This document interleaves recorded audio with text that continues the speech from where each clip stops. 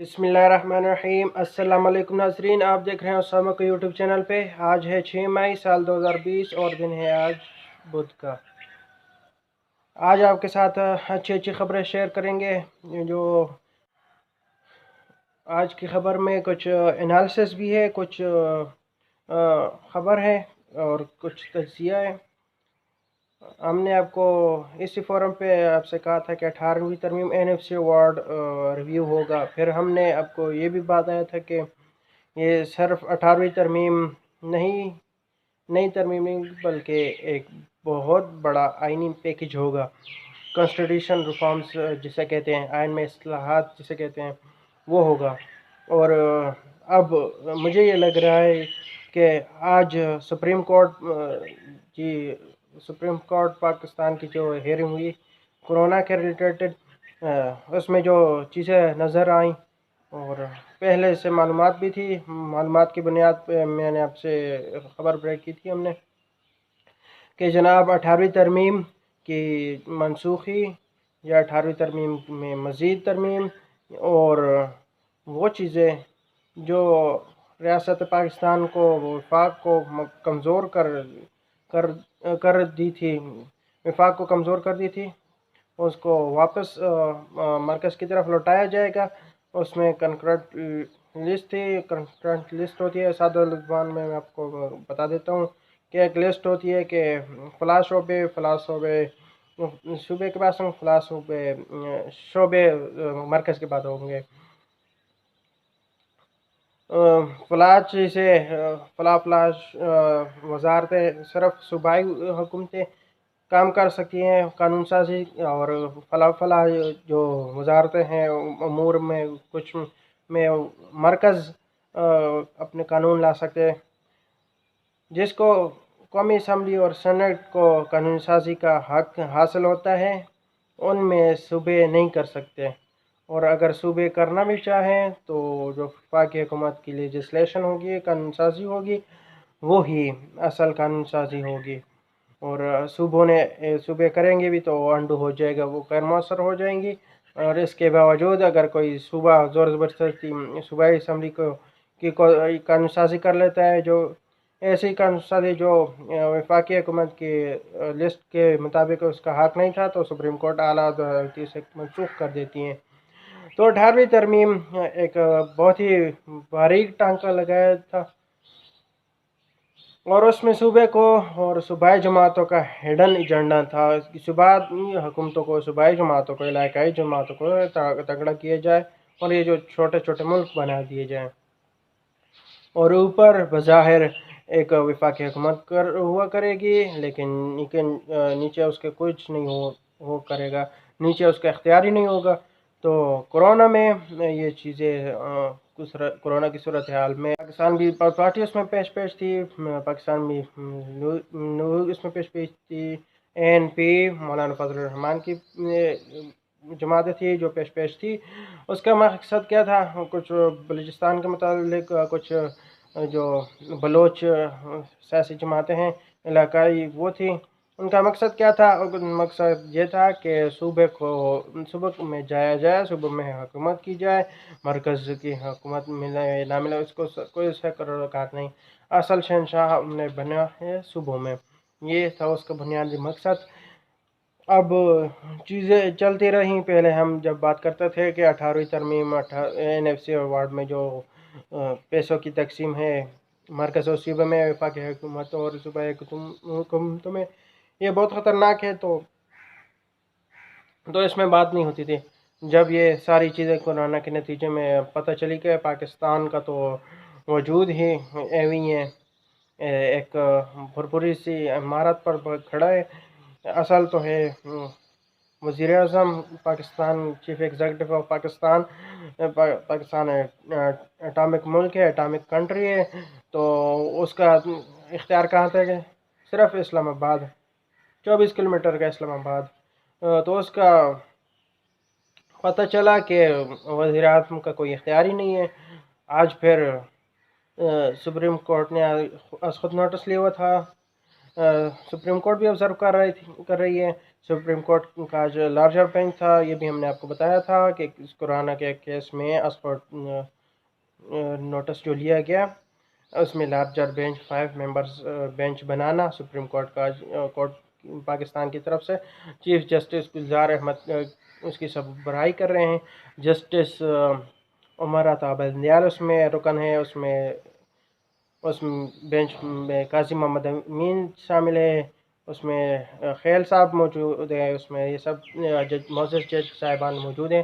آج کل جو ہیئرنگ ہوئی، اس میں سوالات کیے گئے عدلیہ کی طرف سے. اس میں انہوں نے بتایا کہ اٹارنی جنرل کو مخاطب کر کے ایسے لگ رہا ہے کہ وفاقی حکومت یا ایگزیکٹو اتھارٹی نام کی کوئی چیز نہیں ہے، اور ایگزیکٹو اتھارٹی جو ہے مفلوج ہو چکی ہے، نان فنکشنل ہو چکی ہے.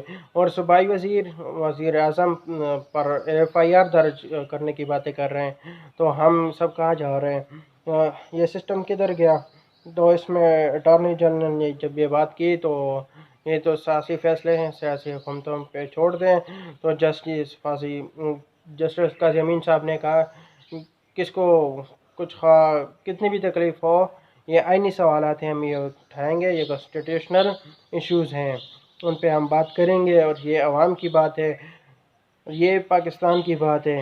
جسٹس عمر عطا بندیال صاحب نے یہ تک دیا کہ ایک ہفتے کے اندر آپ ایک پالیسی بنا لے کے لائے کورونا سے متعلق. ایک تو انہوں نے فیڈرل اور صوبائی حکومتوں کی رپورٹ مسترد کر دی، ایک ہفتے کے اندر متفقہ پالیسی لائے، ورنہ عدالت پاس کرے گی. تو صورتحال یہ ہے کہ خبر میں آپ کو دے دوں کہ اب ایک بار پھر پاکستان کے آئین کو واپس اسی پوزیشن میں لے کے جانا ہے جہاں پاکستان تکڑا تھا، جہاں پر پاکستان مضبوط تھا. یہ واپس اسی طرف جائیں گے.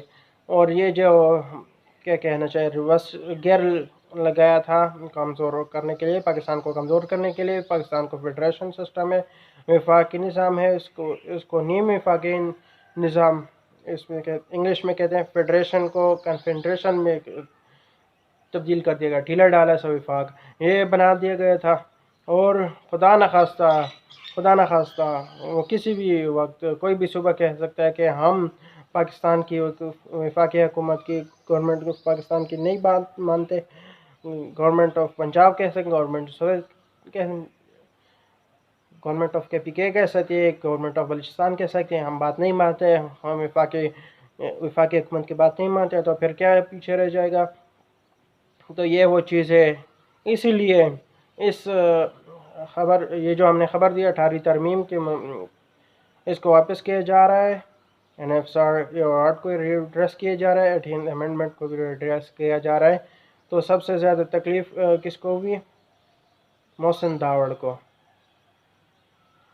حالانکہ اس کی 2 سیٹیں ان کو تکلیف ہوئی، کیونکہ ایک 18 امینڈمنٹ کے پیچھے ایک ہڈن ایجنڈا تھا، اس کو آگے جا کے امپلیمنٹ کرنا تھا. سب سے زیادہ تکلیف ان کو ہوئی. لہذا جناب، اگر یہ گھی سیدھے انگلی سے نہ نکلا تو یہ ٹیڑھی انگلی سے بھی نکالا جائے گا، یہ نکالا جائے گا ضرور. خبر یہ اس کے لیے عید کے بعد اس پہ جناب سولڈ قسم کی مضبوط مدعیوں پہ اس پر کام ہوگا. اس وقت بھی ملاقاتیں ہو رہی ہیں اور بہت حد تک کامیابی حاصل ہو چکی ہے. میں آپ کو خبر دے رہا ہوں، مسلم لیگ نواز ایک بہت بڑا حصہ، اور اس کے بعد پیپلز پارٹی کا، پاکستان پیپلز پارٹی کے اندر بھی ایک حصہ موجود ہے جو اس کو ریویو کرے گا، پاکستان سے کرے گا. انصاف تو ہے ہی ہے. آہستہ آہستہ پاکستان